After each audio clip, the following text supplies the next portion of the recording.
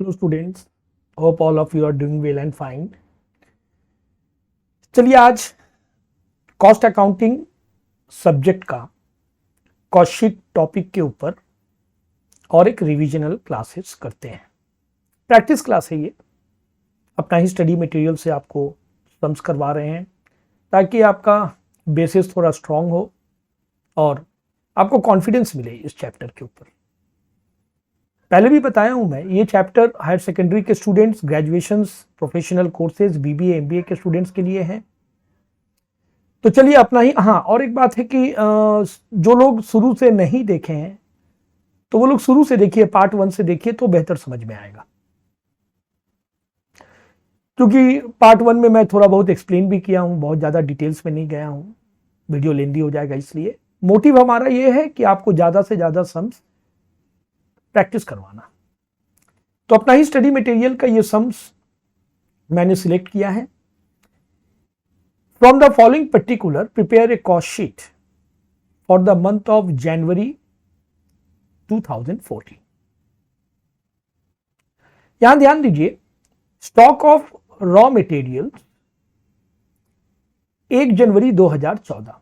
तो आपको डेट से तो पता चल ही गया कि ये opening stock of raw material है 3000 rupees. Purchase of raw material 28,000। Stock of raw material 31 जनवरी 2014। ये 1 मंथ का सम्स था, यानी जनवरी का 1 तारीख ओपनिंग, जनवरी का 31 तारीख क्लोजिंग।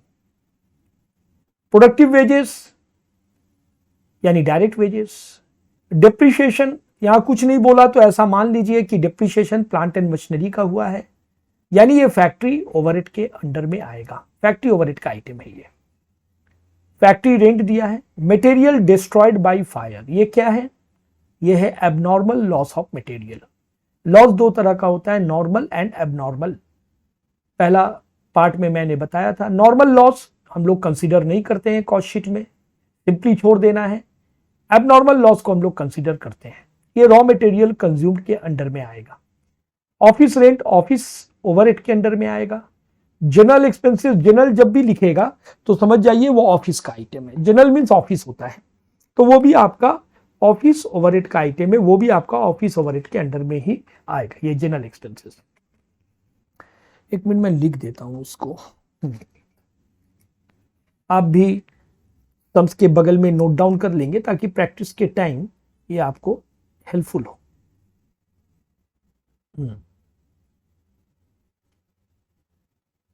ये जो जनरल है ये ऑफिस का आइटम है, ये ऑफिस ओवरहेड में आएगा। इधर रहा सेलिंग ओवरहेड, तो सेलिंग डिस्ट्रीब्यूशन डिपार्टमेंट का खर्च है ये। Number of unit produce during the month 4,000 unit आपने प्रोड्यूस किया। स्टॉक ऑफ फिनिश गुड्स 1 जनवरी 2014, 1 जनवरी 2014, ये क्या है? ये है opening stock of finished goods. Unit बता दिया है, 2000 यूनिट था शुरू में, 2000 सामान था, 2000 पीस माल था जिसका वैल्यू था 3000, कीमत था 3000।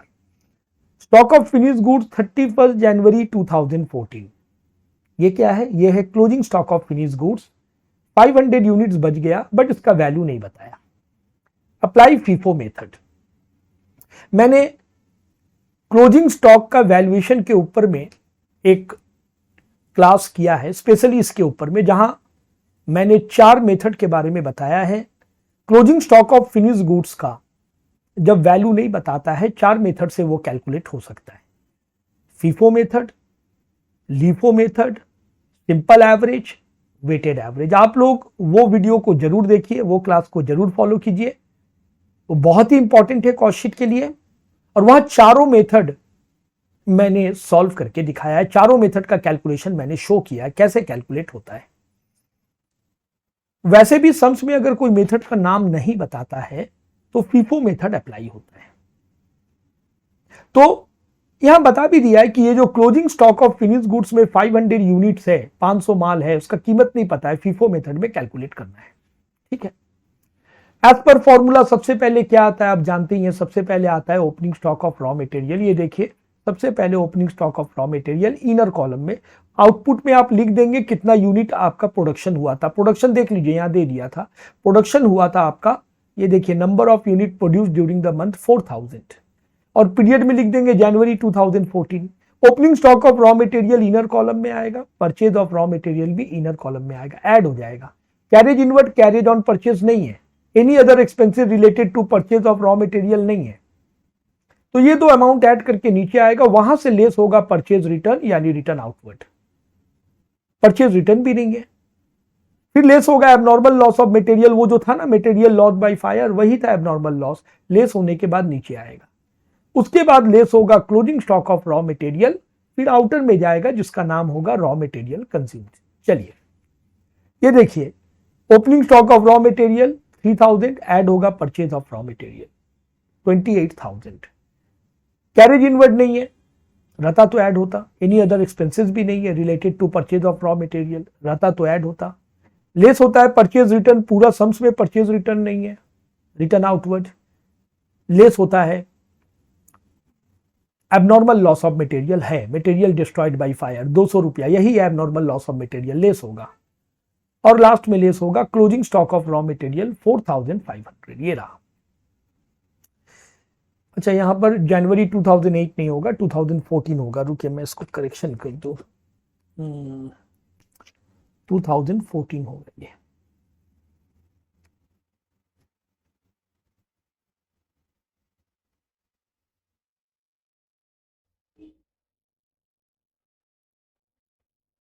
जी ठीक, next opening stock of raw material inner column में ऐड हुआ, इसके संग purchase of raw material 28000 add करके आया 31000। कैरेज इनवर्ड नहीं है, रहता तो ऐड होता।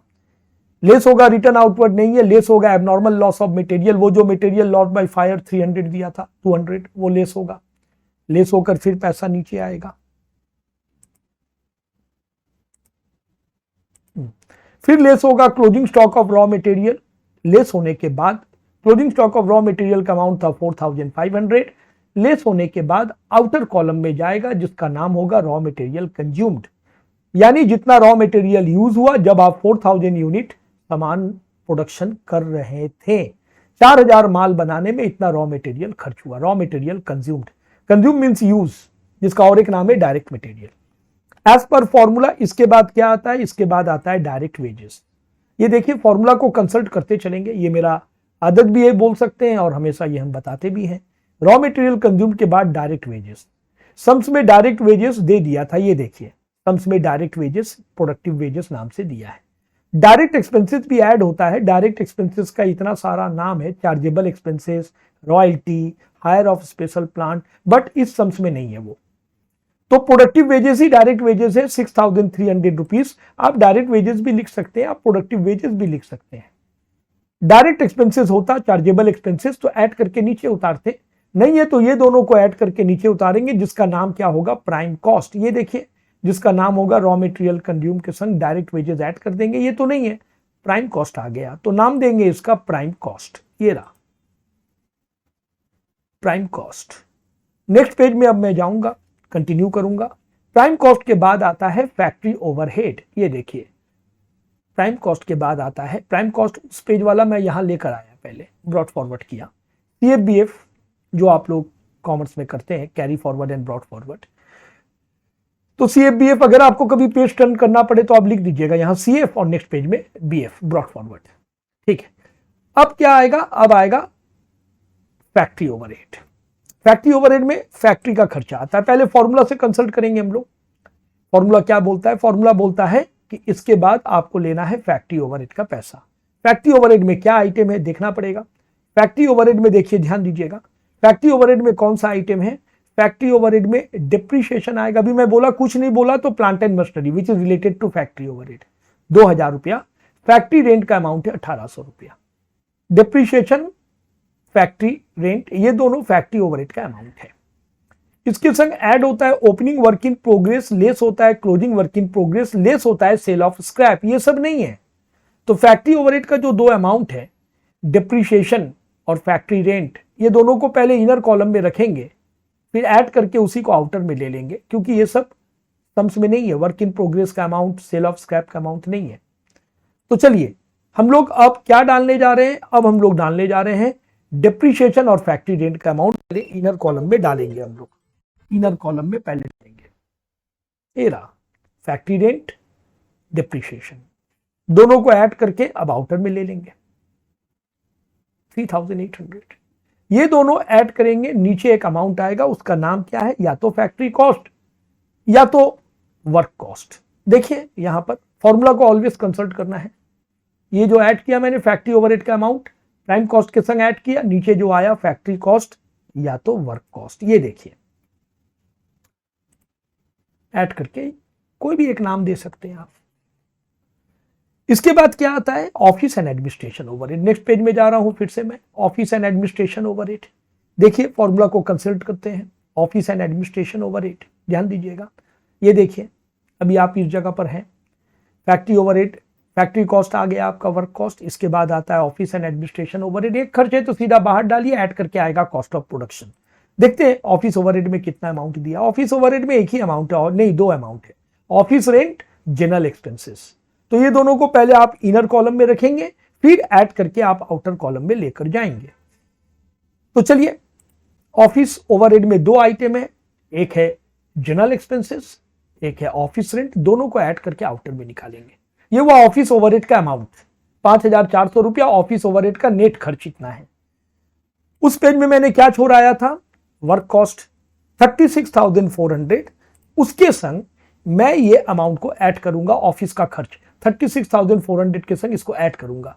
नीचे एक पैसा आएगा जिसका नाम होगा cost of production. Cost of production के बाद फॉर्मूला में चलते हैं। कॉस्ट ऑफ प्रोडक्शन के बाद ये देखिए ऐड होता है opening stock of finish goods outer column में, लेस होता है closing stock of finish goods outer column में, फिर जो आता है उसका नाम है cost of goods sold. Cost of production के संग opening stock of finish goods add होगा, नीचे एक अमाउंट आएगा, लेस होगा closing stock of finish goods, फिर नीचे एक अमाउंट आएगा जिसका नाम होगा कॉस्ट ऑफ गुड्स सोल्ड। तो देखते हैं क्या दिया है सम्स में।